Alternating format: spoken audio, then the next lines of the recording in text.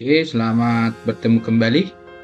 Pada pertemuan kita hari ini, kita akan membahas tentang bab keempat, yaitu mitigasi dan adaptasi kebencanaan.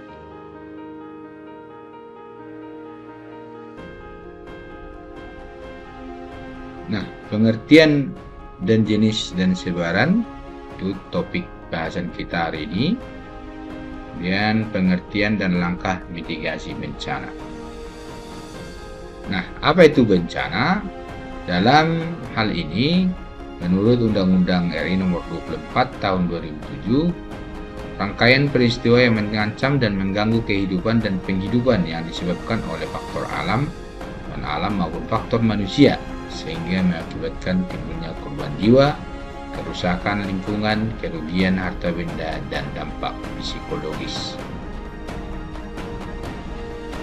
Ancaman itu kondisi membahayakan dan dapat menimbulkan korban jiwa, kerusakan harta benda, dan kerusakan lingkungan. Natural hazard yaitu ancaman yang disebabkan bencana alam seperti tsunami, longsor, banjir, dan gempa bumi. Man-made hazard yaitu ancaman yang disebabkan kelalaian manusia seperti pembuangan limbah, polusi, dan perang. Social hazard yaitu ancaman yang disebabkan tindakan manusia antisosial.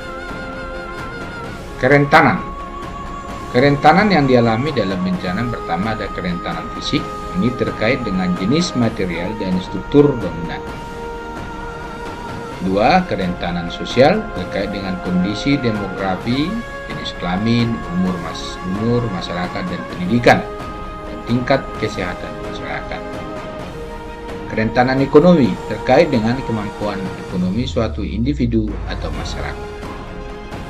Kerentanan lingkungan terkait dengan kondisi alam dan permasalahan lingkungan. Kapasitas dalam case bencana ini adalah kesiapsiagaan yang dimiliki oleh individu atau masyarakat dan lingkungannya untuk menghadapi, mencegah, dan memperbaiki dampak dari suatu bencana.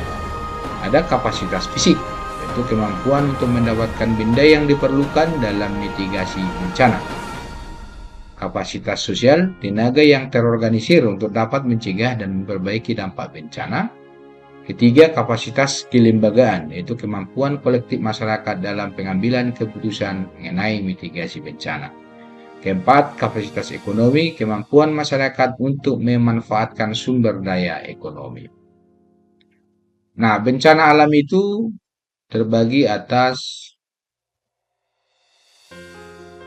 8 bentuk, yaitu ada gempa bumi, tsunami, gunung meletus, banjir, kekeringan, tanah longsor, kebakaran hutan dan lahan, dan angin puting beliung.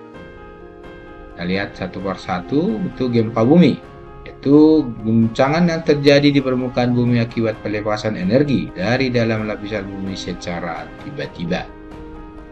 Biasanya gempa bumi disebabkan oleh aktivitas tektonik, patahan, aktivitas gunung berapi, dan runtuhan batuan. Tsunami, gelombang ombak laut raksasa yang timbul karena adanya pergeseran di dasar laut akibat gempa bumi yang sangat kuat. Sebagian besar peristiwa tsunami terjadi di wilayah yang dikelilingi oleh busur gunung api, rantai pegunungan, dan zona subduksi yang menjadi jalur gunung api Pasifik. Gunung meletus. Gunung meletus merupakan bagian dari aktivitas vulkanik yang terjadi akibat endapan magma di dalam perut bumi yang didorong keluar oleh gas yang bertekanan tinggi. Gunung berapi yang akan meletus memiliki ciri-ciri antara lain suhu di sekitar gunung meningkat, mata air menjadi kering, sering mengeluarkan suara gemuruh, tumbuhan di sekitar gunung layu, dan hewan di sekitar gunung bermigrasi. Banjir merupakan keadaan terendamnya suatu daerah atau daratan karena volume air yang meningkat. Curah hujan yang tinggi, permukaan tanah yang lebih rendah dari permukaan laut, air sungai yang tidak lancar akibat sampah, kurangnya tutupan lahan di daerah hulu, dan pemukiman di sepanjang bantaran sungai menjadi penyebab terjadinya banjir. Kekeringan disebabkan ketersediaan air yang jauh di bawah kebutuhan air, baik untuk kebutuhan hidup, pertanian, kegiatan ekonomi, dan Tanah longsor. Tanah longsor merupakan salah satu jenis gerakan massa tanah atau batuan ataupun campuran keduanya menuruni atau keluar lereng akibat terganggunya kestabilan tanah atau batuan penyusunan lereng. Gerakan ini dikendalikan oleh kondisi geologi, curah hujan, kekeringan lereng, vegetasi penutup, dan pegunungan lahan di lereng tersebut. Kebakaran hutan dan lahan. Kebakaran hutan dan lahan umumnya terjadi karena panas matahari yang luar biasa, sambaran petir, larva pijar dari letusan gunung berapi, dan gas metana yang keluar dari sikapan batu bara di lahan gambut. Angin puting beliung.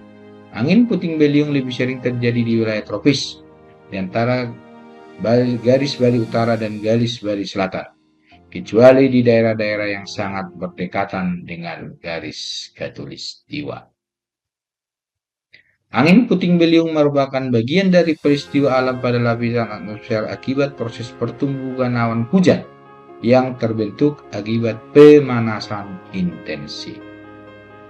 Nah, bencana alam non-alam. Yang pertama ada pandemi atau wabah atau penyakit. Kedua ada kegagalan teknologi dan kegagalan modernisasi. Nah, kegagalan teknologi merupakan pertama kesalahan prosedur pengoperasian teknologi, kerusakan komponen, ledakan reaktor nuklir, dan kecelakaan transportasi. Kegagalan modernisasi, kesenjangan sosial, meningkatnya kriminalitas, pengurangan jumlah tenaga kerja karena tergantikan oleh teknologi.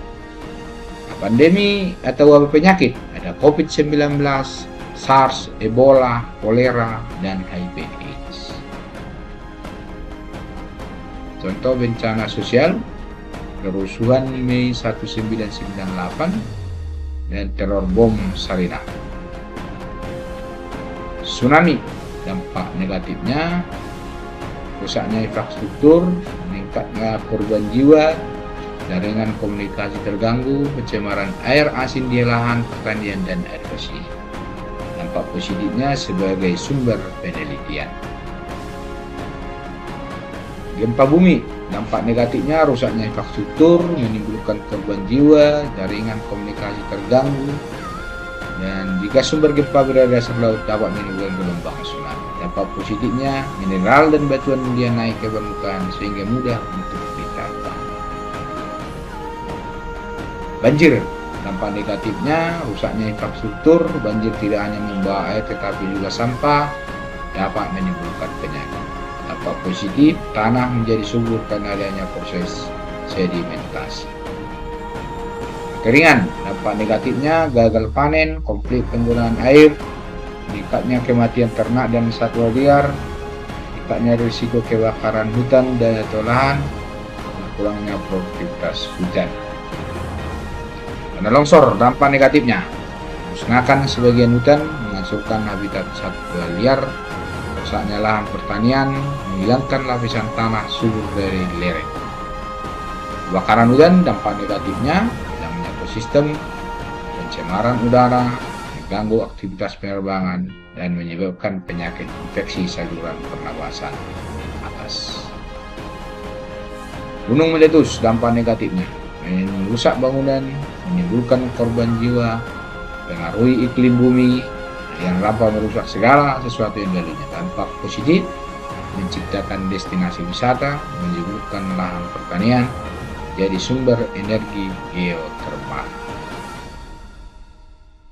Puting beliung, dampak negatifnya menimbulkan korban jiwa, merusak lahan pertanian dan pemukiman. Sampai di sana pertemuan kita. Atas perhatiannya Bapak ucapkan terima kasih.